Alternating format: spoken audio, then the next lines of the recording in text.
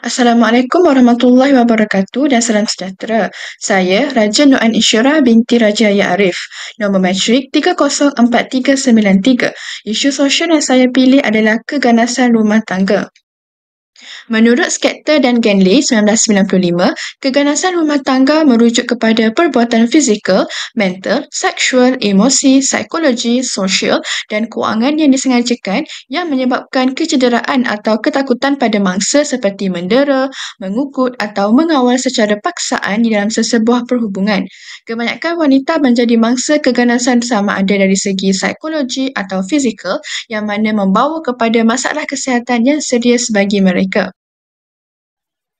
Jenis-jenis keganasan rumah tangga dari aspek fizikal melibatkan tindakan memukul, menendang, menampar, mencekik atau menggunakan senjata terhadap pasangan atau ahli keluarga. Seterusnya dari aspek emosi dan psikologi, tindakan seperti menghina, merendah-rendahkan, mengugut, mengawal atau memanipulasi emosi mangsa. Dari aspek ekonomi pula, seperti mengawal sumber keuangan pasangan, menghalang pasangan daripada bekerja, merampas pendapatan atau memberikan allowance yang tidak mencukupi untuk keperluan asas. Akta Keganasan Rumah Tangga 1994 Akta 521 merupakan undang-undang utama yang melindungi mangsa keganasan rumah tangga.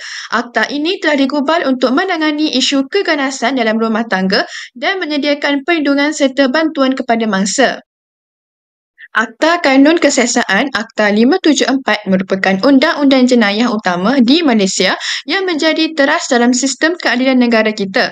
Akta ini mentakrifkan pelbagai jenis kesalahan jenayah dan memperuntukkan hukuman yang sesuai bagi setiap kesalahan bertujuan untuk mengekalkan keamanan dan keselamatan dalam masyarakat. Akta Kanun Tata Cara Jenayah Pindaan 2025 merupakan satu pembaharuan penting dalam sistem keadilan jenayah Malaysia.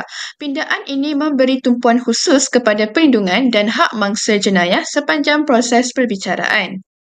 Undang-Undang Keluarga Islam 1984 pula merupakan panduan perkahwinan Islam yang menyeluruh menekankan pencegahan masalah melalui pendidikan pra-perkahwinan bagi membina keluarga bahagia selaras dengan prinsip Islam yang mementingkan keadilan dan kasih sayang.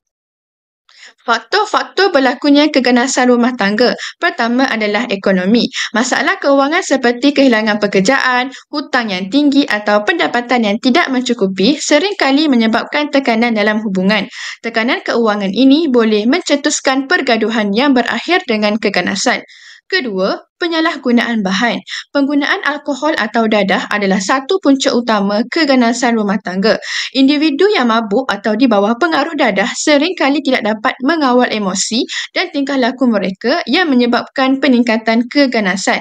Ketiga iaitu psikologi. Individu yang mempunyai masalah kesihatan mental seperti gangguan personaliti dan kemurungan lebih cenderung terlibat dalam keganasan rumah tangga.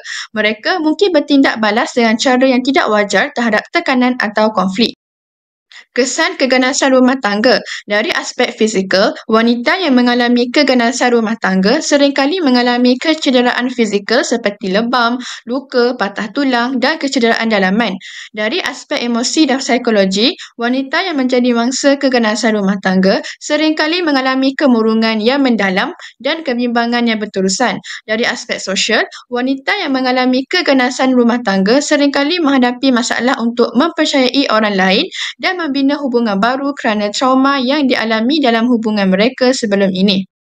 Peranan pekerja sosial dalam menangani keganasan rumah tangga.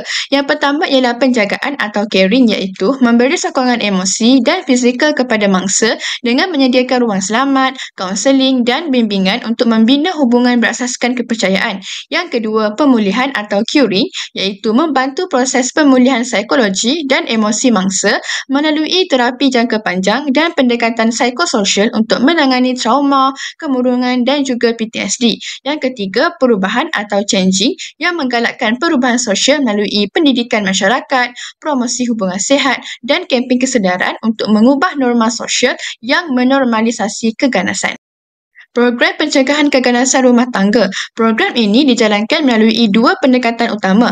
Pertama, program pendidikan dan kempen kesedaran yang dilaksanakan oleh Kementerian Kesihatan Malaysia (KKM) bersama-sama dengan organisasi bukan kerajaan (NGO) bertujuan meningkatkan kesedaran masyarakat tentang isu keganasan rumah tangga.